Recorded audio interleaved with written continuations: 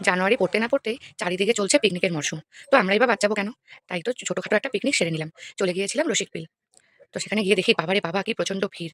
যাই হোক টিকিট কেটে লাইন দিয়ে ভেতরে ঢুকলাম। গিয়ে দেখি সুন্দর এক ময়না। ময়নাটা আবার কথাও বলে। বনমোরগ। আর এদিকে এসে দেখি ঘড়িয়াল। বাপরে বাপ! কি বিশাল বড়, বড় ঘড়িয়াল। ঘড়িয়াল দেখা শেষ করে চলে এসেছি এই যে বিশাল বড় সাইজের পাইথন দেখতে। বাপরে! আমি দেখেই তো আমার মাথায় হাত। তারপরে একটু খেয়ে নিলাম কুল মাখা। এই যে কেউ খায়নি, আমি একাই খেয়েছি। কুল মাখা খেয়ে ছেলে চলে এসেছে একটু ঘোড়ায় চড়বে বলে। ১ম এ একটু ভয় পাচ্ছিল, তারপরে দারুণ মজা করেছে। এই ছোটদের এই আনন্দের জন্যই তো ঘুরতে যাওয়া, তাই না বলুন? বেশ মজা করছিল ঘোড়ায় চড়ে। তারপরে সবশেষে চলে এসেছি মেন আকর্ষণ বাঘমামার কাছে। বাঘমামার কাছে এসেছি, বাঘের দেখা তো পাইইনি। এত লোক দেখে বাঘ পেয়েছে ভয়। তারপরে এই যে আগেই বললাম আমাদের ছোটখাটো পিকনিক। তো পিকনিকে এসে খাওয়া-দাওয়া তো করতেই হবে। খেয়ে নিয়েছি রুটি মাংস। তারপর সবাই সোয়েটার গায়ে দিয়ে বসে পড়েছি আবারও টোটোতে।